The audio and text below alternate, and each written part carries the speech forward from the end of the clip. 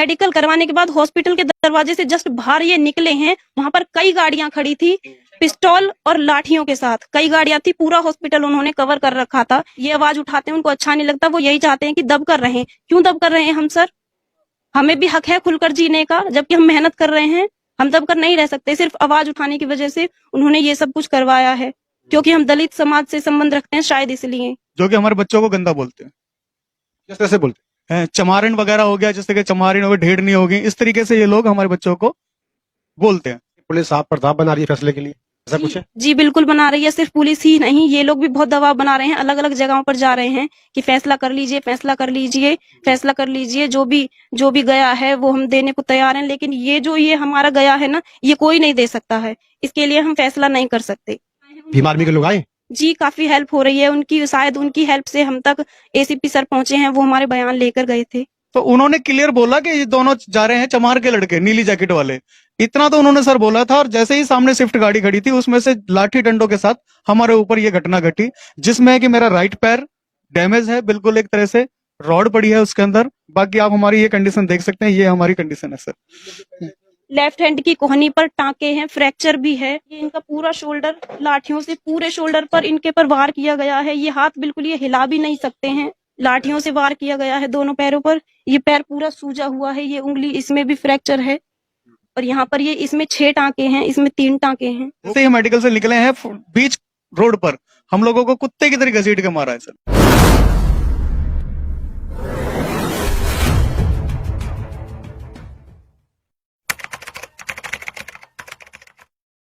इस वक्त मैं फरीदाबाद विधानसभा बल्लभगढ़ के तिरखा कॉलोनी में मौजूद हूँ, उस दलित परिवार के घर पे जहां पर अभी कुछ दिन पहले ही कुछ सवर्ण जाति के लोगों ने ताबड़तोड़ हमला किया और जानकारी के मुताबिक दोनों भाइयों के हाथ पैर तोड़ दिए। वीडियो वायरल हुए और उन्होंने भीम आर्मी प्रमुख चंद्रशेखर आजाद से मदद भी मांगी थी। तो मैं उस परिवार के बीच आ चुका हूं अभी। तो झगड़े की जो वजह थी उस पर भी हम लोग बात करेंगे। क्या नाम हुआ सर आपका? मेरा नीरज कुमार है जी। नीरज कुमार, ये घटना कब की है? ये सर 8 जनवरी की घटना है जी, रविवार को जी। अच्छा। हाँ जी। तो जिनसे झगड़ा हुआ वो इसी कॉलोनी के रहने वाले, आसपास के रहने वाले? हाँ जी, पड़ोसी हैं जी। अच्छा, आपके पड़ोसी हैं? हाँ जी, पड़ोसी हैं जी। हाँ जी, एक गंदगी को लेकर हुआ था जी। गंदगी के विरोध में उन्होंने ये काम कराया जी हमारे साथ। मतलब सामने कुछ गंदगी होती थी तो आपने उसको हटाने का या उसका कुछ विरोध किया?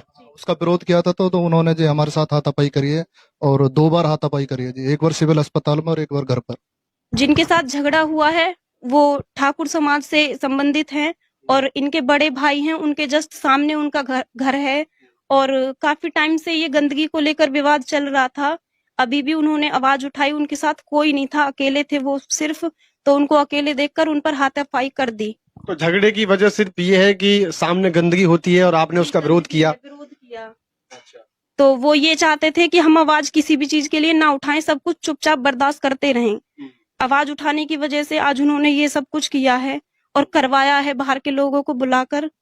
वीडियो में आप एक पुलिस वाले पे भी कुछ इल्जाम लगा रही हैं कि उसने जो है इस तरीके से बात की। बताती हूँ, अग्रसेन चौकी बल्लभगढ़ के एएसआई विनोद कुमार सर हमारे घर पर आए थे।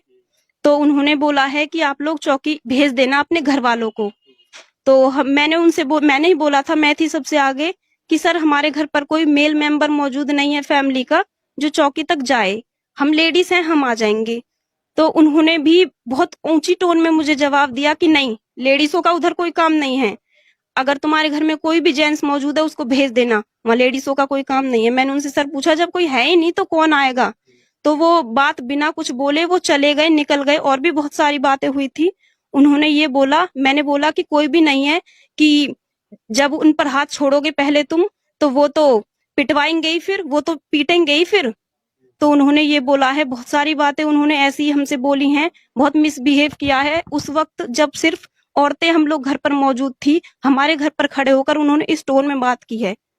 ये बिल्कुल गलत है। पुलिस वालों को इस चीज का कोई हक नहीं है। औरतों के लिए जब आदमी हमारे साथ होते उस वक्त की बिल्कुल अलग बात थी, लेकिन जो उनका ये बिहेवियर था, ये मेरी स्पेशली बहुत बड़ी कंप्लेंट है उनके लिए। विनोद कुमार सर एएसआई जो कि हैं, उनके लिए ये मेरी स्पेशल अलग से कंप्लेंट है। अच्छा, अभी तक कुछ कार्रवाई हुई है पुलिस की तरफ से?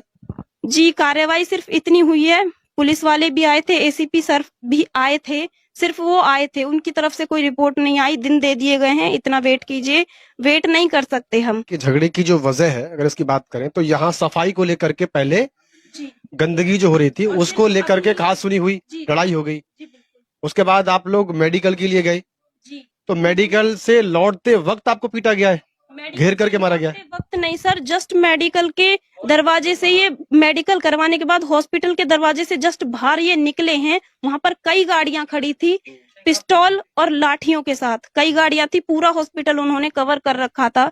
इनको नहीं पता था कि वो गाड़ी इसलिए खड़ी है और इन पर निकलते ही वार कर दिया गया है। अच्छा, सिर्फ एक साफ सफाई की उसको लेकर के तो इतना बड़ा झगड़ा नहीं हो सकता है, कुछ और वजह हो सकती है इसकी? जी, हो सकती है, ये वजह हो सकती है कि वो जो हमारे बड़े भाई साहब हैं, वो शुरू से ही कदम उठाते आ रहे थे गंदगी को लेकर, हर चीज को लेकर। उनका बिहेवियर ऐसा ही है, वो जानबूझकर गंदगी फैलाते हैं, ये बोले और झगड़ा करने के लिए वो रीजन ढूंढते रहते हैं, ये आवाज उठाते हैं, उनको अच्छा नहीं लगता, वो यही चाहते हैं कि दब कर रहे हैं। क्यों दब कर रहे हैं हम सर? हमें भी हक है खुलकर जीने का, जबकि हम मेहनत कर रहे हैं। हम दब कर नहीं रह सकते, सिर्फ आवाज उठाने की वजह से उन्होंने ये सब कुछ करवाया है, क्योंकि हम दलित समाज से संबंध रखते हैं, शायद इसलिए। ये उनके साथ थे, मेडिकल करवाने साथ में गए थे, इनको इसलिए मार पड़ी है। टारगेट तो वही थे, बदला उनसे लेना चाहते थे वो, क्योंकि वो बहुत टाइम से आवाज उठाते आ रहे थे उनके अगेंस्ट, उनसे झगड़ा था। ये पहली बार ही उनके झगड़े में गए थे, क्योंकि उनको वहां पहले पीटा गया था, उनकी नाक से ब्लड आया। हमारे पड़ोसी ने आकर इनको बताया है कि तुम्हारे भाई को वहां पर दबोच रखा है, तब ये लोग यहाँ से गए हैं उनको बचाने के लिए। सेल्फ डिफेंस में हो सकता है बचाने के लिए कि एक दो हाथ इनके भी उठ गए हों, सेल्फ डिफेंस में हर जगह ऐसा होता है। बाकी इनका कोई कनेक्शन पहले नहीं था, उनकी लड़ाई पहले से चलती आ रही थी। अच्छा, कुछ ऐसा भी सुनने में आ रहा है कि पुलिस आप पर दबाव बना रही है फैसले के लिए, ऐसा कुछ है? जी बिल्कुल बना रही है, सिर्फ पुलिस ही नहीं, ये लोग भी बहुत दबाव बना रहे हैं, अलग अलग जगहों पर जा रहे हैं कि फैसला कर लीजिए, फैसला कर लीजिए, फैसला कर लीजिए, जो भी गया है वो हम देने को तैयार हैं। लेकिन ये हमारा गया है ना, ये कोई नहीं दे सकता है, ना कोई प्रशासन दे सकता है, ना ये लोग दे सकते हैं। इसके लिए हम फैसला नहीं कर सकते, हमें न्याय चाहिए। आपने चंद्रशेखर आजाद जी से भी जो है वीडियो में एक अपील की थी कि वो इस मामले को देखें। दिलाएं जी, क्योंकि प्रशासन कोई काम नहीं कर रहा है, तो ये इसलिए हमने उनसे विनती की है कि वो हमें न्याय दिलाएं इस मामले में। कुछ लोग आए यहाँ पर उनके संगठन के, भीम आर्मी के लोग आए? जी, काफी हेल्प हो रही है उनकी, शायद उनकी हेल्प से हम तक एसीपी सर पहुंचे हैं, वो हमारे बयान लेकर गए थे 13 तारीख को, जी 13 जनवरी को। कहाँ कहाँ चोटें लगी आपको? ये हाथों से अलग कहीं और भी चोट है शरीर पे? जी, अच्छा, ये यहाँ से पूरा शरीर इनका डैमेज है, पूरे शरीर पर बहुत सारी चोटें हैं। ये दोनों हाथों में इनको फ्रैक्चर है, इस लेफ्ट हैंड की कोहनी पर टांके हैं, फ्रैक्चर भी है, और ये इनका पूरा शोल्डर, लाठियों से पूरे शोल्डर पर इनके पर वार किया गया है। ये हाथ बिल्कुल ये हिला भी नहीं सकते हैं। उनके शरीर में इतनी चोटें हैं कि वो ना रात को एक पल चैन से सो पाते हैं, ना दिन में रह पाते हैं। बिना दर्द की दवाइयों के वो 1 मिनट भी नहीं रह सकते हैं।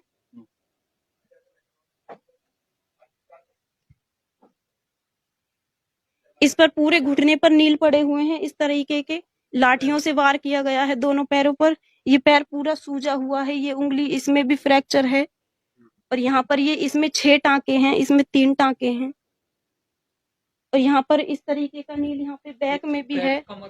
वो ज्यादा हिला नहीं सकते हैं, फिलहाल वो उठ नहीं सकते हैं। उम्मेद कुमार आपका नाम है? अच्छा, क्या हुआ था उस दिन?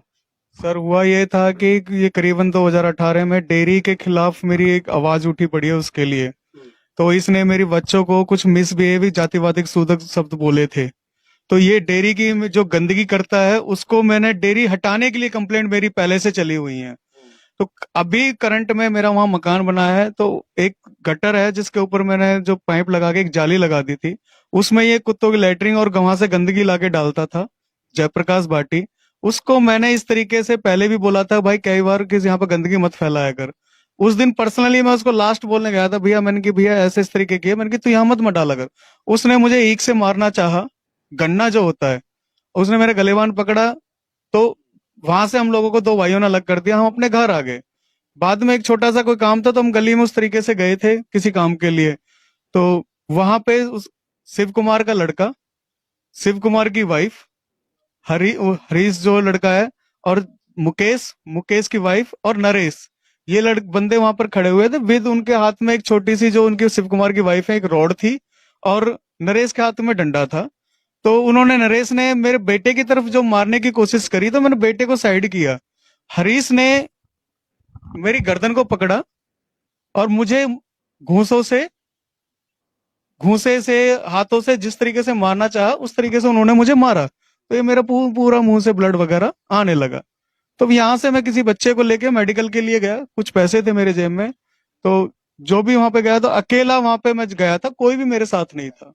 वहां पे अदर उनकी फैमिली भी थी, तो जैसे हम लोग थे वैसे ही वो लोग थे। जैसे ही हम लोग वहां से चलने के लिए, तो ये भाई मेरा छोटा था, नीरज भाई, तो ये भी हम 2 बच्चों को लेके वहां पे अपना चला गया, 2-3 बच्चे थे। तो जैसे ही हम गवर्नमेंट हॉस्पिटल से बाहर हो रहे थे, तो वहां पर शिव कुमार का जो, इनका जो बड़ा भाई है जयप्रकाश भाटी का, तो उन्होंने क्लियर बोला कि ये दोनों जा रहे हैं चमार के लड़के, नीली जैकेट वाले। इतना तो उन्होंने सर बोला था, और जैसे ही सामने स्विफ्ट गाड़ी खड़ी थी, उसमें से लाठी डंडों के साथ हमारे ऊपर ये घटना घटी, जिसमें कि मेरा राइट पैर डैमेज है बिल्कुल एक तरह से, रॉड पड़ी है उसके अंदर, और छोटे भाई की कंडीशन आप देख ही चुके हैं। हम लोगों को ये इतना उस टाइम तक इतना था। बाकी हम लोग एमएलआर कटने के बाद दोबारा हम लोग जब दोबारा भाई की एमएलआर कटवाई है, उसके बाद फिर हम लोग वहां से रेफर होकर मानवता हॉस्पिटल गए हैं, वहां पे हमारा ट्रीटमेंट हुआ है। बाकी आप हमारी ये कंडीशन देख सकते हैं, ये हमारी कंडीशन है सर। वो पैसे भी हमारे छीन लिए गए हैं। मेरे कोई 15 से 20 हजार रुपए थे उसके अंदर, मुझे ठेकेदार को देने थे, तो वो भी मेरी जेब में नहीं है, जैकेट में। तो ये चीज है।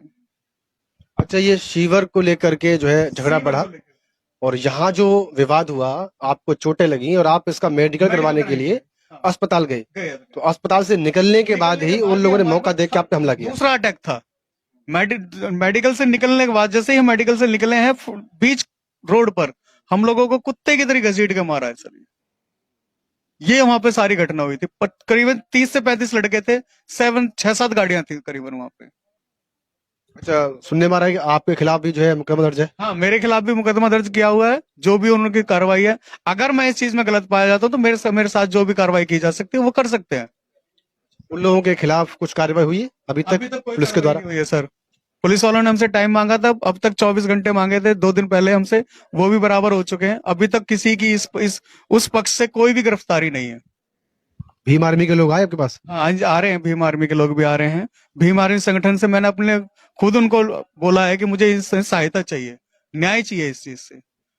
तो वो मेरे लिए जो भी कार्रवाई करेंगे, मुझे उचित लगेगा, जो भी अच्छा लगेगा वो मंजूर होगा। सीवर जाम होते रहते हैं, हर बार उनकी कंप्लेंट मुझे करनी पड़ती रहती है। उस खिलाफ, उस बेस पे ये लोग हम लोगों को उल्टा सीधा बोलते हैं, जातिवादक सूचक बोलते हैं। ज्यादातर इनकी फैमिली लेडीज, जो कि हमारे बच्चों को गंदा बोलते हैं। किस तरह से बोलते हैं चमारिन वगैरह हो गया, जिस तरह के चमारिन हो गए, ढेड़नी हो गई, इस तरीके से ये लोग हमारे बच्चों को बोलते हैं। उसी बेस पे पहले मैंने एक बार मिसबिहेविंग की कंप्लेंट पहले भी की है, और अभी तक ये डेयरी की कंप्लेंट ही चली आ रही है। मेरे वैसे कोई लड़ाई नहीं है। आप ये वजह मानते हैं कि आपके द्वारा जो कुछ चीजें ऐसी थी कि जो विरोध हुआ सफाई को लेकर के या अव्यवस्था को लेकर के, तो उसको उन्होंने कहीं ना कहीं जो है मुद्दा बनाया, फिर आप पे हमला किया? जी। अब गंदगी का जो विरोध करना है, वही